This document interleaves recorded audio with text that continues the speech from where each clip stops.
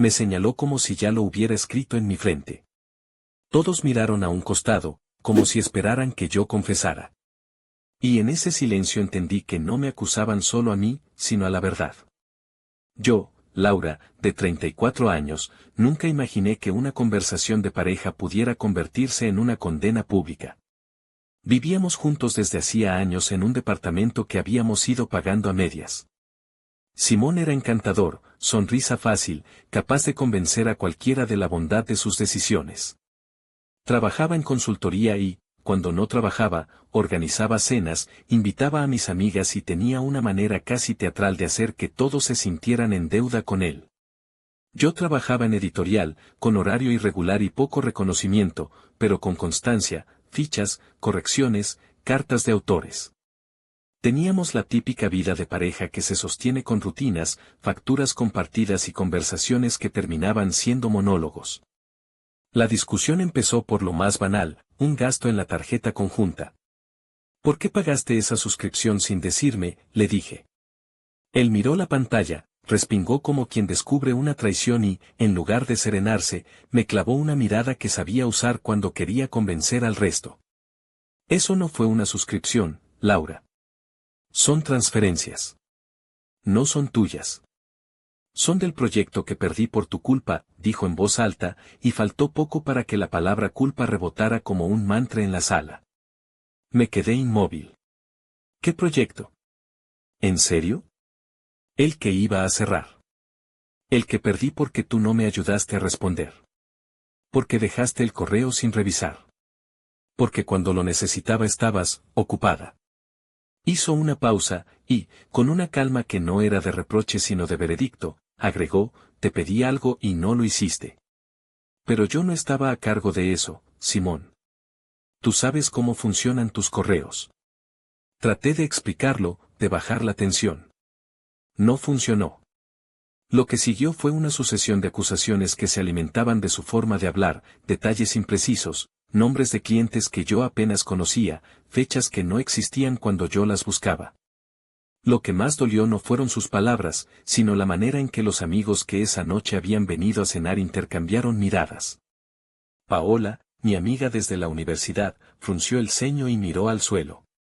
Alejandro, que había sido mi jefe por un tiempo, no dijo nada.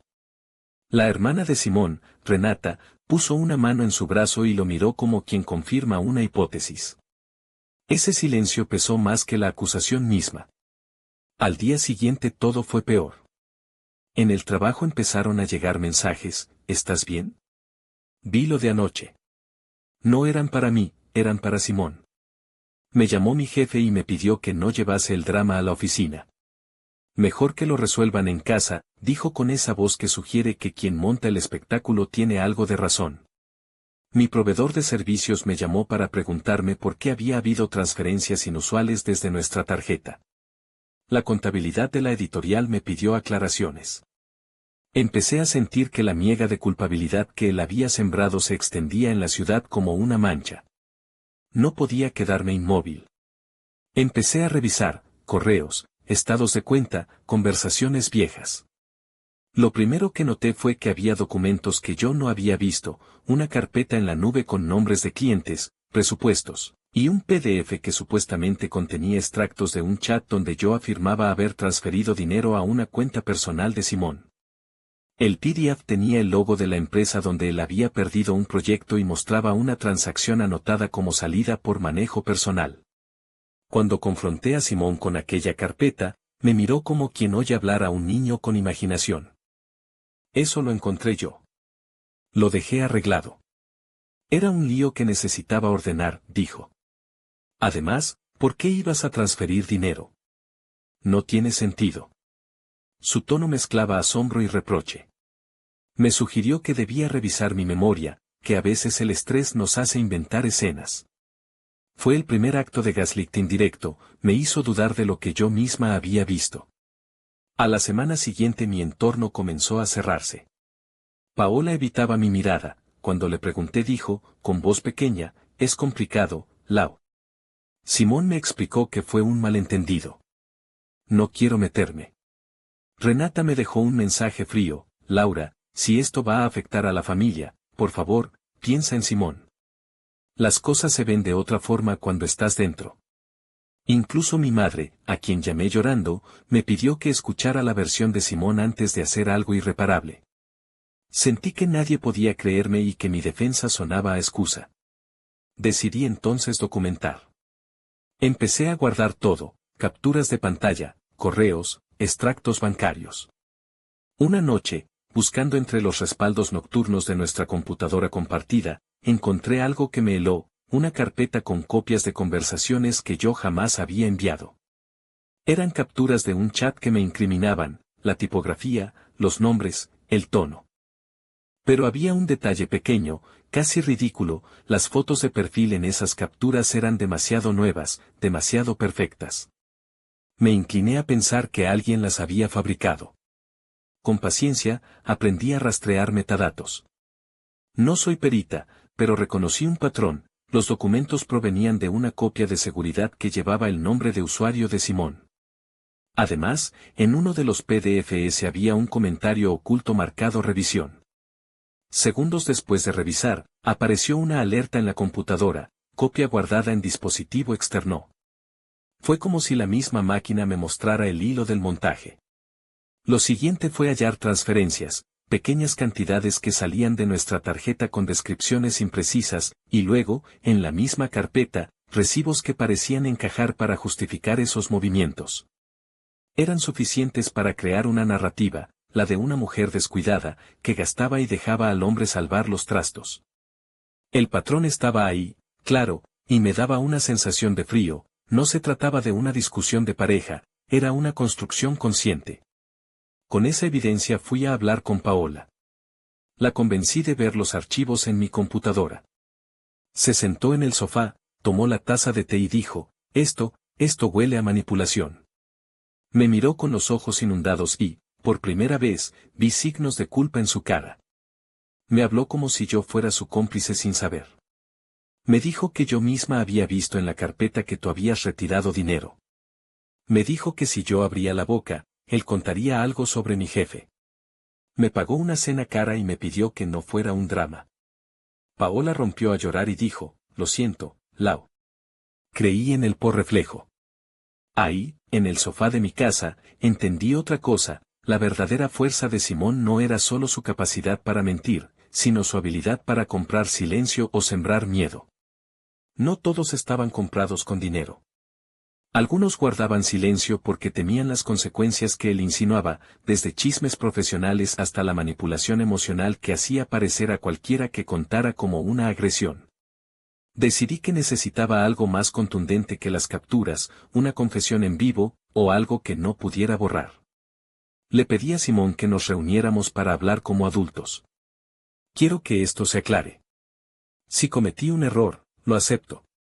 Pero si tus cosas fueron así, quiero que lo arreglemos. Se mostró dispuesto, aceptó, con esa sonrisa que no llega a los ojos, a conversar en la sala. No le dije que había grabado nuestras discusiones pasadas sin su consentimiento. En la ciudad donde vivo, grabar conversaciones privadas entre dos personas sin avisar es legal para la persona que graba si se intenta defender, y no me importaba tecnicismo, necesitaba protegerme. La conversación empezó con la elegancia de quien ha practicado su versión.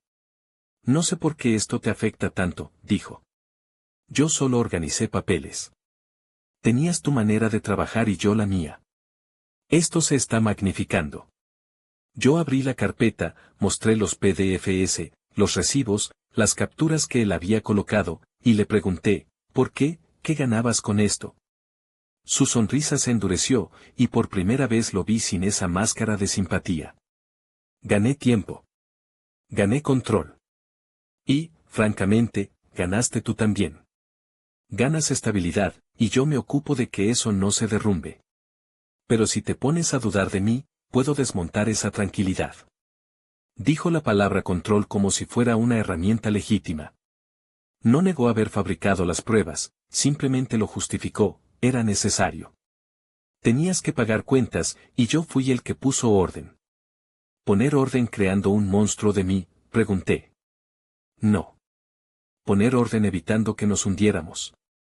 Si tú te distraes, yo actúo. Lo que hice fue por los dos. Sus palabras estaban medidas y, sin embargo, en la grabación, su tono sonaba arrogante y frío. Me di cuenta de que no buscaba convencerme, buscaba someterme.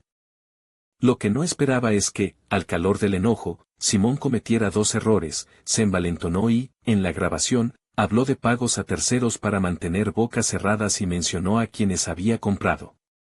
Dijo nombres que ahora son esenciales. Me dijo con naturalidad que había pagado a la gente que podía generarme problemas, un antiguo colega de trabajo, el administrador del edificio y, lo que más me dolió, alguien que sabía demasiado sobre la relación con mi familia. Escuchar cómo hablaba de apagar fuegos me dio indicios de por dónde empezar. Con la grabación y la confesión parcial, fui a ver a Renata.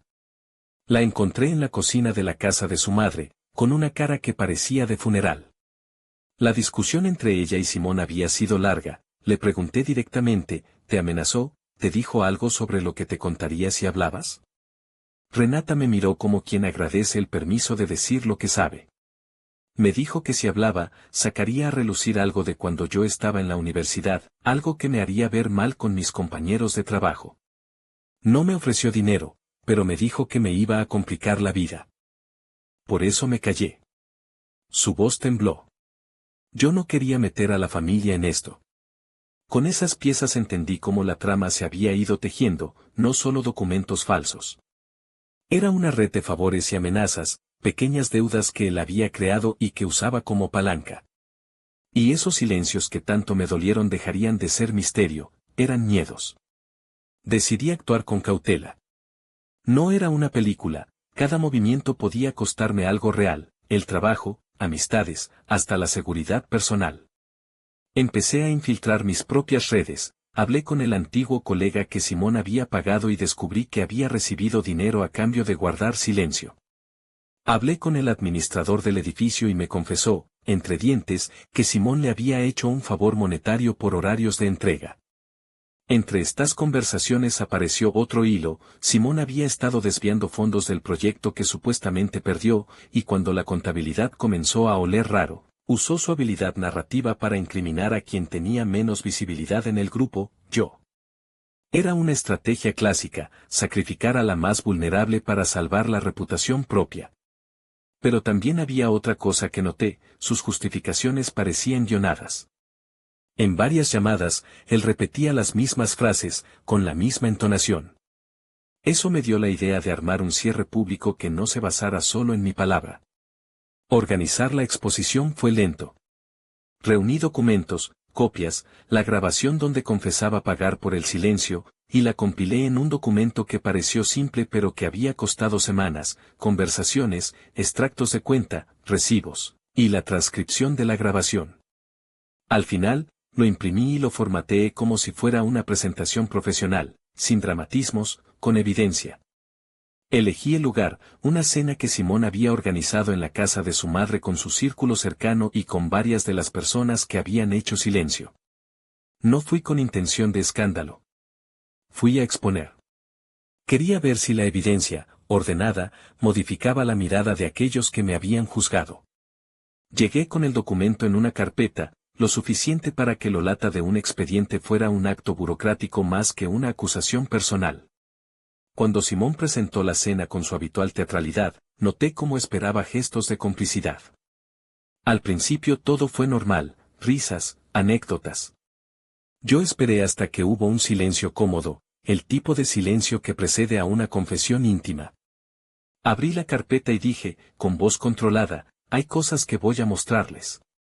Si alguien prefiere no saber, puede retirarse ahora.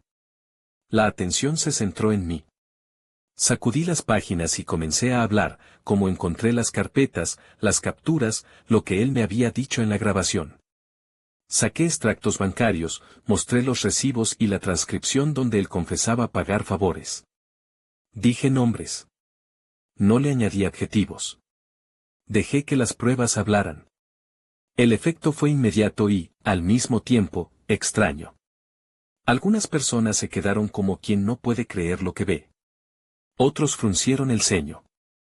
Paola, al principio, desvió la mirada, luego, como quien toma aire para respirar, Se acercó a la carpeta y empezó a leer.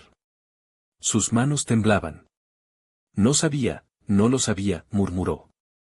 Simón se quedó pálido. Intentó interrumpir, aplaudir el malentendido, pero la gente ya había visto lo que yo tenía. Los que habían sido comprados empezaron a balbucear, a buscar explicaciones. El administrador del edificio, ahí sentado, tragó saliva y dijo, lo siento, Laura. Me pidieron discreción. Fue la primera disculpa que sentí que tenía forma de verdad. Pero no todo cambió en la cena. Hubo quien lo defendió a capa y espada, no puede ser tan malvado, dijo un amigo antiguo, como si la lealtad fuera otra forma de ceguera. Simón, herido en su orgullo, intentó atacar mi carácter. Laura es dramática, dijo, teatro barato. Todo lo que esperaba. Lo que no esperaba fue lo que vino después. Una de las personas a las que él había pagado se levantó y dijo con voz firme, yo acepté dinero para no hablar. Me da vergüenza, pero no puedo seguir así. Hubo un silencio que me pareció eterno. Esa frase, simple y humana, deslizó una grieta en la red de silencio. En los días que siguieron, la noticia se propagó con la naturalidad de una semilla tirada en tierra fértil. No era chisme, era evidencia. Su empresa recibió una copia. Algunos de sus clientes pidieron explicaciones. El administrador del edificio tuvo que admitir que había recibido pagos. Paola se disculpó públicamente conmigo en un mensaje que dejó de lado las palabras indirectas, me equivoqué. Lo siento. Renata me llamó y, con la voz rota, explicó que había vivido con miedo y que no sabía cómo ayudarme. No buscó justificarse, buscó reconciliar. Simón, al principio, intentó limpiar su nombre. Negó todo frente a quien todavía le apoyaba. Pero a medida que la documentación circuló, su defensa perdió solidez. Empezó a recibir llamadas del trabajo, y su jefe le pidió explicaciones. Las empresas con las que trabajaba le retiraron contratos. No fue una ejecución pública, fue una consecuencia administrativa, banal y efectiva, entrevistas, auditorías, reuniones. No busqué venganza sanguinaria. Mi objetivo no era destruirlo por maldad, sino recuperar mi vida y mostrar que no todo lo que se dice en voz alta es verdad. Sin embargo, vi cómo la indignación de quien había sido herido con la verdad adquiría formas más duras. Su hermano mayor confrontó a Simón con la documentación, un par de clientes devolvieron pagos, alguien, sin que yo lo solicitara, presentó una queja formal que obligó a su empresa a iniciar una investigación interna. Simón perdió proyectos. Perdió amistades. Perdió, sobre todo, su imagen limpia. La caída tuvo consecuencias reales. No todo fue justicia. Algunas personas que me habían apoyado a regañadientes perdieron oportunidades laborales por estar en el ojo del huracán. Paola, después de disculparse, perdió clientes porque gente antigua decidió cortar vínculo con quien había estado del lado equivocado. Renata, que intentó recomponer la relación entre su familia y la mía, se distanció. El costo no fue cero. La verdad tenía un precio, y terminó por cobrar facturas a terceros. Hubo momentos en los que me pregunté si valía la pena. Días en los que abrir Facebook y ver comentarios mezquinos me retrotraían al sofá donde había llorado días antes. Algunas personas me decían que había actuado como una mujer vengativa. Otras, que había sido valiente. Yo no buscaba etiquetas. Solo quería dejar de vivir bajo la sospecha. Una vez que la suspensión de la carrera de Simón se hizo pública, algo más sucedió. Él trató de jugar la carta del maltrato, de presentarse como la víctima de una mujer resentida que buscaba destruir a un hombre. Buscó simpatías, intentó despertar lástima. En sus mensajes repetía que yo era rencorosa, que exageraba. Pero al leer algunos correos que se filtraron de su empresa, la narrativa se volvió otra vez más difícil de mantener. La balanza se inclinó por motivos reales, pruebas. No obstante, la victoria que conseguí no fue total. Tuvo un sabor agridulce. Recuperé mi trabajo tras explicar lo que había sucedido, pero la dinámica en la oficina cambió. Algunos me miraban con la cautela de quien está cerca de alguien a quien se le ha fallado la confianza. Tuve que hacer terapia, no por culpa, sino para recomponer mi autoestima. Hice un inventario de daños y decidí que reconstruiría la vida con pequeños actos, pagar facturas, volver a mis correcciones, retomar la amistad con Paola desde otro lugar. Simón, por su parte, quedó en un limbo, investigado, sin contratos, con amigos que evaluaban si mantener lazos. Hubo una escena que recuerdo con particular nitidez y que me enseñó más de lo que quise. 2 meses después de la cena, en una cafetería, me interceptó alguien que había estado en la lista de los silenciados. Se sentó frente a mí, pidió un café y, con voz baja, dijo, si no hubieras ido a esa cena, yo jamás hubiera hablado. Él me habría seguido pagando por discreción. Me miró y añadió, gracias. No fue un agradecimiento grandilocuente, fue un peso que, por un ratito, dejó de oprimir. Comprendí que la verdad no es siempre inmediata, a veces necesita que alguien abra la puerta y deje que el aire entre. Actualización 1. Después de presentar la documentación a la empresa de Simón y a la entidad reguladora correspondiente, se abrió una investigación formal. Simón fue separado de sus funciones mientras los auditores verificaban movimientos y pagos. Varias de las personas que inicialmente callaron dieron testimonios que completaron el panorama. No hubo encarcelamiento ni veredicto instantáneo, el sistema actuó con su ritmo, administrativo y frío. Pero las consecuencias laborales fueron reales, rescisión de contratos y pérdida de reputación. Actualización 2. Paola y yo volvimos a hablar. La amistad no es la misma, y quizás nunca lo será, pero aprendimos a poner límites. Renata y yo intentamos reconstruir la relación familiar desde la distancia. Sigo sin buscar que Simón pague con la misma moneda, la idea de que alguien destruido sea mi victoria no me interesa. Quiero que la verdad esté y que quienes la violaron respondan en las instancias correspondientes. A veces, después de todo esto, me descubro observando las conversaciones de pareja con otra luz. La manipulación es lenta, se hace cotidiana y luego parece inevitable. Aprendí a pedir pruebas, a no aceptar la voz más alta como la voz más verdadera, y, sobre todo, a no confundir el silencio con la lógica. Al final, lo que me queda es una reflexión sobria, la traición no siempre viene en gritos. Muchas veces viene en pequeñas decisiones, en la elección de quién merece la verdad y quién merece un silencio protegido por favores. El silencio de los demás no siempre es inocente, muchas veces es un contrato tácito con quien tiene la habilidad de fabricar una historia mejor que la verdad. Y cuando decides romper ese contrato, la vida cambia, no siempre para mejor, pero sí para real. No busco vindicta, ni aplausos. Solo quiero que quede constancia de que, cuando una persona te señala y el resto guarda silencio, la acusación es un arma que puede destruir más que una sola vida. Hay que mirar, preguntar, y no ceder ante la facilidad de creer al más convincente. Aprendí a no hacerlo. Y cuando lo supe también que la reconstrucción sería larga, pero posible. Actualización final, con el tiempo, la investigación cerró con medidas administrativas y una sanción para Simón. No fue el cierre total que mi rabia de los primeros días pedía, pero sí un reconocimiento oficial de que hubo irregularidades. Yo seguí con mi trabajo, con terapia y con la necesidad de volver a confiar. Si algo me dejó claro esta historia es que la verdad necesita aliados, no solo quienes la dicen, sino quienes la escuchan y la sostienen. Y cuando esos aliados fallan, la responsabilidad de reconstruir no debe recaer solo en quien fue señalado, debe ser un deber colectivo.